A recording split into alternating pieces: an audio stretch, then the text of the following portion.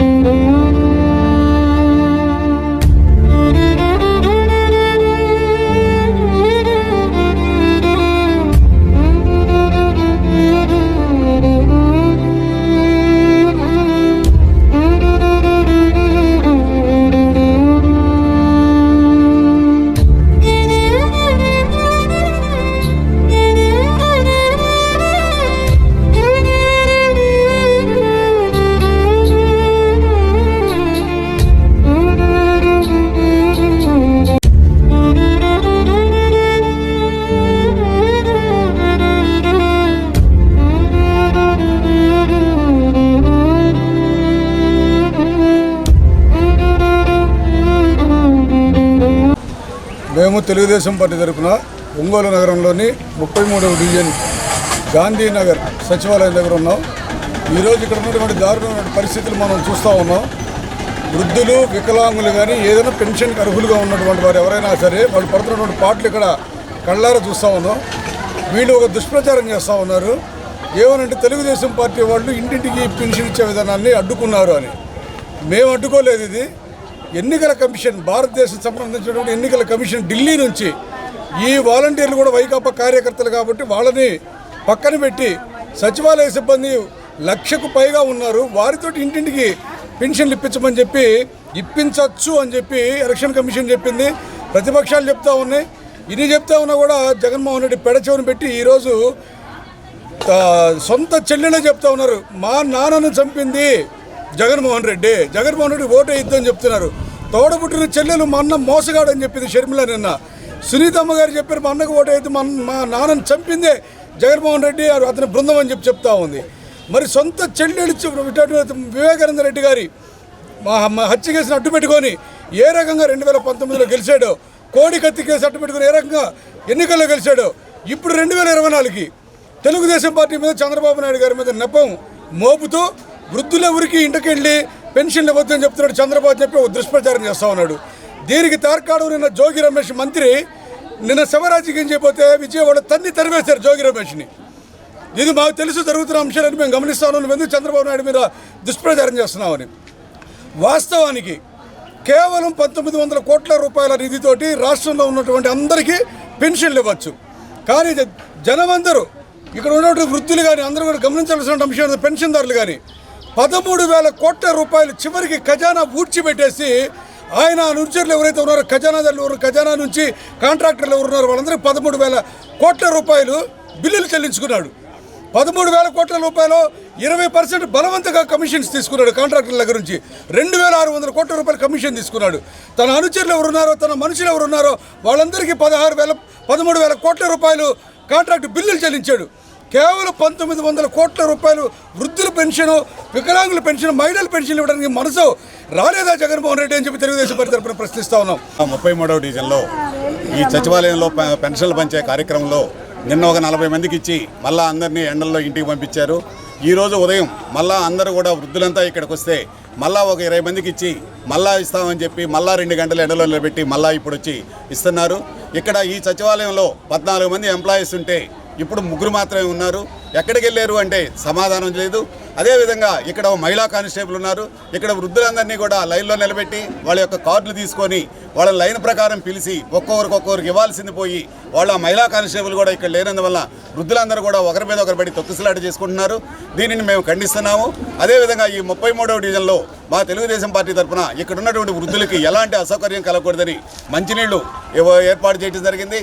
అదేవిధంగా అన్నం కూడా ఏర్పాటు చేసి వాళ్ళ యొక్క మంచి చెడులు చూడటం జరుగుతుంది. అదేవిధంగా వాళ్ళకి ఎలాంటి ఇబ్బందులు ఉన్నా ఎవరికైనా పింఛన్ అందకపోయినా కూడా మాకు తెలియపరిస్తే వాళ్ళ ఇంటికి తీసుకొచ్చి పింఛన్ ఇప్పించేటువంటి బాధ్యత కూడా మేము తీసుకుంటామని తెలియపరుస్తాం. సచివాలయం దగ్గర జరుగుతున్న పరిస్థితులు మన వాళ్ళందరూ వివరించడం జరిగింది. ఇక్కడ వృద్ధులు ఎంతో ఇబ్బంది పడుతుంటే తెలుగుదేశం పార్టీ తరఫున మనం భోజనాలు ఏర్పాటు చేయడం జరిగింది. వాళ్ళు ఏదైనా ఆపదలు ఉన్నా నీడ లేకపోయినా టెంట్లు వేసి వాళ్ళని జాగ్రత్తగా చూసుకోవడం జరిగింది. ఈ ఒక్క నెల ఓపీ పడితే ఎవరైతే వృద్ధులు తాతలు అవ్వతాతలు ఉన్నారో వాళ్ళకి ఈ ఒక్క నెల ఓపీ పట్టినట్టయితే వాళ్ళకి 4,000 రూపాయల పెన్షన్ ఇంటికి తీసుకొచ్చి చంద్రబాబు నాయుడు గారి ప్రభుత్వం ఇవ్వబడుతుంది. రాబోయే గవర్నమెంట్ చంద్రబాబు నాయుడు గారిది కాబట్టి తప్పకుండా అందరూ వృద్ధులు వితంతువులు ఎవరైతే ఉన్నారో అందరూ కూడా తెలుగుదేశం పార్టీకి ఈసారి సహకరించి ఈ 4,000 రూపాయల పెన్షన్ తీసుకుంటారని ఆశిస్తున్నాం. ఈరోజు అవాతాతలకు ఇబ్బంది అసౌకర్యం కలిగినందుకు మేము తెలుగుదేశం పార్టీ కార్యకర్తలుగా చింతిస్తున్నాము.